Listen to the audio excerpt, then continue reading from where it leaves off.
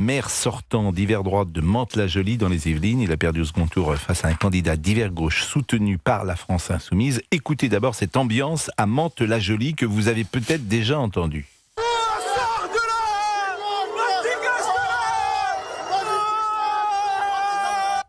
Dégage de là, dehors, tire-toi.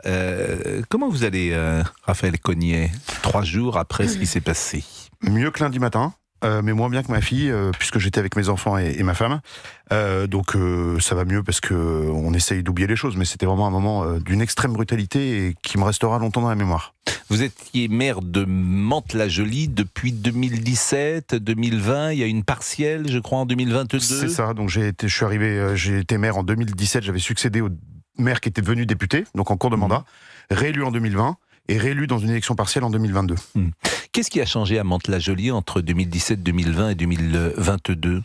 Alors moi je suis incapable de mettre des causes parce que ce que j'ai vécu dimanche soir, je ne l'avais jamais vécu à Mantes-la-Jolie et c'est la première fois que ça arrive, sachant que la campagne de 2022 avait été extrêmement tendue puisque j'avais démissionné pour retrouver mon siège et que moi quand j'avais été réélu en 2022, aucun de ces débordements n'avait eu lieu. Donc je pense que ce qui a changé dimanche soir, c'est une espèce d'hystérie collective qui s'est mise en place et une incapacité des leaders ou des proches du candidat qui a été élu de calmer la foule.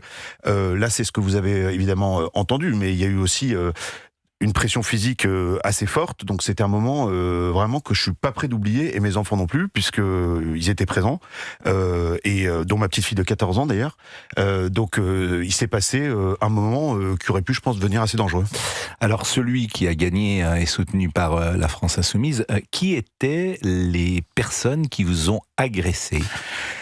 C'est un peu difficile à dire parce que j'ai pas en tête la claire chronologie des événements. Ce dont je me souviens, c'est qu'il y avait 300-400 personnes dans le hall de l'hôtel de ville, ce qui est assez classique un soir d'élection, et qu'en fait, dès que je suis descendu pour proclamer les résultats comme fait tout maire dans sa commune et proposer à Monsieur Gay une transition cool et simple vers le pouvoir, j'ai tout de suite compris que j'aurais pas du tout le calme qui était nécessaire. Donc ce que j'ai fait, c'est que j'ai demandé si Monsieur Gay était dans la salle pour Adama Gay, voilà, qui a gagné à l'élection. Et pour savoir s'il voulait venir sur le podium pour calmer, on m'a dit qu'il n'était pas là. Et ça a duré 5-7 minutes. J'ai pas pu en placer une pour parler crûment. Et donc il a fallu que je fasse le chemin vers le podium puis le retour vers la porte avec mon équipe au milieu d'une foule qui m'insultait à 10 cm. Voilà, vous connaissiez ces gens-là? Vous avez reconnu des visages? J'ai reconnu une personne, mais qui, elle, au contraire, a été extraordinaire dans ce moment-là, puisqu'au milieu des gens qui m'insultaient, c'est une dame que j'avais aidée dans une situation extrêmement difficile, et elle m'a pris la main, et c'était un mouvement assez émouvant, parce que je me souviens exactement de ça au milieu des autres visages. Alors Raphaël Cognet est avec nous, je rappelle qu'il est maire sortant d'hiver droite de Mantes-la-Jolie, vous êtes sur l'antenne d'Europe 1 à 16h18, c'était des militants sans doute, mais c'était pas des élus ou des futurs élus de la liste de monsieur Adama Gay qui étaient là. 300 personnes, je peux pas vous dire, il y avait essentiellement des supporters de Monsieur Gay, puisque c'est lui qui a gagné, et que vous savez que quand on gagne, forcément il y a une dynamique qui fait c'est plutôt vos supporters qui viennent. Je peux pas les dénombrer un à un, la plupart je suis incapable de vous dire qui c'est. C'était une ambiance très particulière, parce que d'habitude dans les soirées électorales, ceux qui en ont connu autour de la table, il y a une ambiance joyeuse d'un côté, triste de l'autre. Ça, c'est logique. J'ai fait beaucoup d'élections, j'en ai gagné, j'en ai perdu, c'est pas un problème. Là, ce qui était très choquant, c'est que je suis maire sortant, j'ai été élu deux fois au premier tour, donc je prétends quand même connaître ma ville. Il y avait une ambiance de haine que j'avais jamais connue. Alors, c'est ça qui est intéressant. C'est l'interprétation qu'il faut donner à cette séquence. Et là, on arrive évidemment sur des choses qui sont parfois difficiles à exprimer, parfois tabous dans la société française. Est-ce que vous donnez une lecture ethnique, religieuse, pourquoi pas, revancharde, historique à cette séquence? Non, moi ce que je dis, c'est que on a une violence qui augmente dans la société et qu'on a une incapacité pour un certain nombre de gens à canaliser leur colère. Et que si vous rajoutez ça une foule, c'est-à-dire des gens qui s'excitent les uns les autres, ça vous donne des situations qui sont potentiellement explosives. Donc ethnique, je ne le dirais pas, vous savez, Mantes-la-Jolie, moi j'en ai été maire, c'est une ville où il y a 80 nationalités. Donc on a l'habitude de travailler, de côtoyer une diversité. Mais ceux qui étaient là, ceux qui vous insultaient, est-ce qu'il y avait parmi ces personnes-là une homogénéité, si j'ose dire, de ceux qui vous insultaient? Est-ce qu'il y a une lecture communautaire en clair à faire de cette séquence? Et c'est là la question qui est d'ailleurs difficile, bien sûr, Moi, en tout cas, il y avait une volonté d'humilier, et je sais pas à quoi elle est due. J'ai du mal, honnêtement, à l'expliquer. Est-ce que c'est le maire qui est rejeté en tant que maire? Est-ce que c'est le sortant en tant que sortant? Est-ce que c'est l'homme de droite? Est-ce que c'est de l'hystérie? C'est très difficile à dire. Est-ce que c'est autre chose, peut-être? Et je vais avoir surtout besoin de temps pour me l'expliquer, parce que quand vous êtes élu, comme moi je l'ai été 2 fois, encore une fois au premier tour, donc ça veut dire que vous avez l'habitude d'aller partout et dans tous les quartiers tout le temps. Et ça s'est toujours pour vous bien passé? Vous avez le sentiment d'être plutôt bien accueilli partout? Très bien placé, y Quand compris dans le 80 nationalités, j'imagine comment un maire avec 80 nationalités peut-il faire tenir l'ensemble, ce qui pose quand même un... À Saint-Denis, c'est 160. Hein. Oui. C'est justement là que le rôle du maire est très important. Il doit être un trait d'union entre toutes ces populations. Vous pouvez pas être maire dans une ville comme Mantes-la-Jolie ou ailleurs si vous n'êtes pas aimé de votre population. Et là, on a basculé en quelques secondes d'un amour qui s'était déjà manifesté dans les unes, d'une affection à une hystérie. Et ça, ce qui est très, très inquiétant, c'est qu'on a l'impression que ça peut se reproduire à d'autres endroits, ça s'est vu d'ailleurs, et on a l'impression surtout qu'on ne peut pas l'anticiper. Donc moi, je trouve ça très, très inquiétant. Gilbert Collard. D'abord, je remarque, et ne le prenez pas mal, hein, c'est avec beaucoup de respect que je vous le dis, que vous avez besoin d'un anti-stress. Oui. Vous avez été à ce point... Oui, c'est un moment très difficile, oui. Ouais, parce qu'il a dans la main, voilà. Oui. Donc ça continue quand même à... C'est pas terminé. Ouais. C'est pas terminé, oui. Non, mais c'est très violent. Bien sûr. Vous habitez Mantes-la-Jolie, d'ailleurs? Bien sûr. Donc les administrés, ça vous habitez, j'imagine. Oui, tout à fait. Les croisés, les voies. Mais vous êtes sous protection? Non, je crois pas. Enfin, j'en ai pas demandé. Voilà. Pour moi, c'était un moment et qui, j'espère, est terminé. Il y a une question qui me préoccupe dans la suite de ce que Pascal vous a demandé.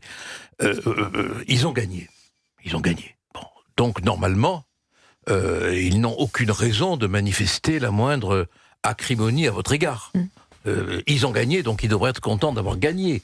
Qu'est-ce qui détourne cette joie de la victoire en une haine de la victoire? Je pense que aujourd'hui, ceux qui gagnent ont immédiatement, et c'est ce que j'ai vu moi à Saint-Denis, etc., une volonté de revanche par rapport à ceux qui étaient avant. Et donc en fait, il suffit pas de gagner, il faut humilier. Moi, c'est ce que j'ai senti. Mais la question, c'est soumettre. Mais humilier qui? Humilier quoi? C'est ça la difficulté. C'est là, on est dans l'interprétation. Mais votre question est bonne, mais bon, personne. Elle est difficile.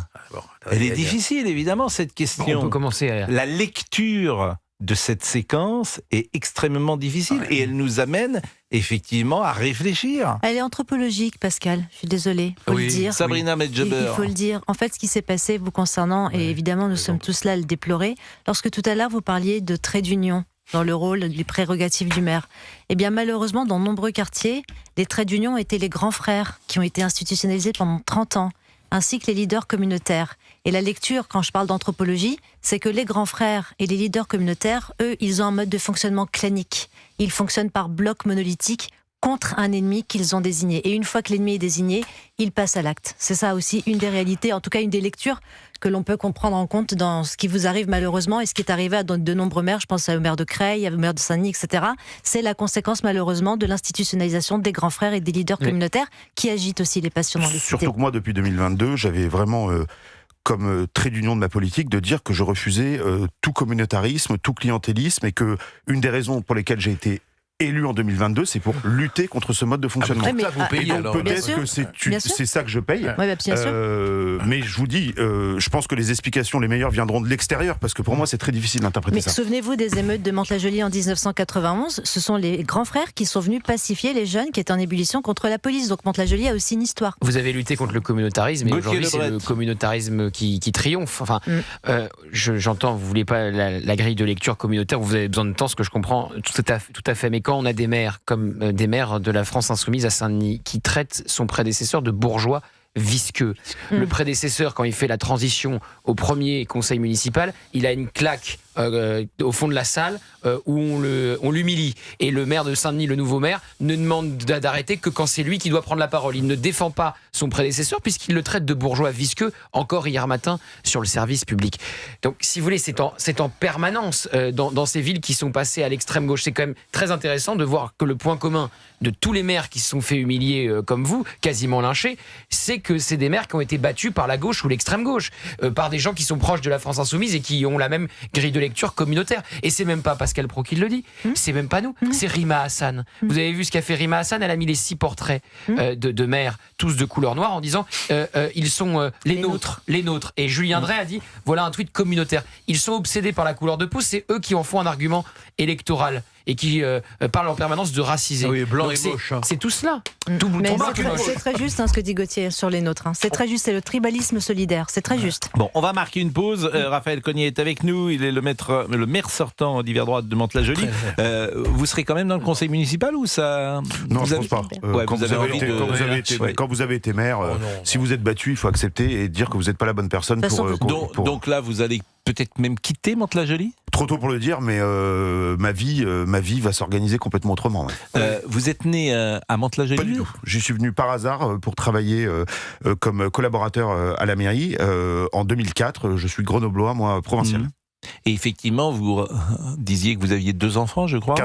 4 enfants qui sont scolarisés. Vous parliez de votre jeune fille qui a 14 ans. Oui. Bon, qui n'ont peut-être pas envie de rester tout simplement dans cette ville. Je pense que ce que me demandent mes enfants en ce moment, c'est effectivement, après ce qu'ils ont vécu, c'est de partir. Oui. Ils ont en même temps des amis dans cette ville. On y a aussi beaucoup d'amitié. Oui, donc, bien sûr. C'est pas une décision qu'on prend facilement quand on s'est installé dans cette ville il y a 12 ans. Bon, vous restez avec nous et puis vous pouvez peut-être intervenir les uns les autres et poser une question à Monsieur Cogniet si vous le souhaitez. Et il est au 01 80 20 39 21. Et c'est vrai qu'il y a cette... je vais vous montrer, c'est une excellente question de Gilbert Collard, parce que je vais la montrer, ce qu'a M. Cogniet dans les mains. Effectivement, c'est quelque chose qui permet sans doute que je ne connaissais pas. Ça s'appelle un anti-stress. C'est une boule que je vais garder, parce que moi-même, avec vous, j'en ai besoin de temps en temps.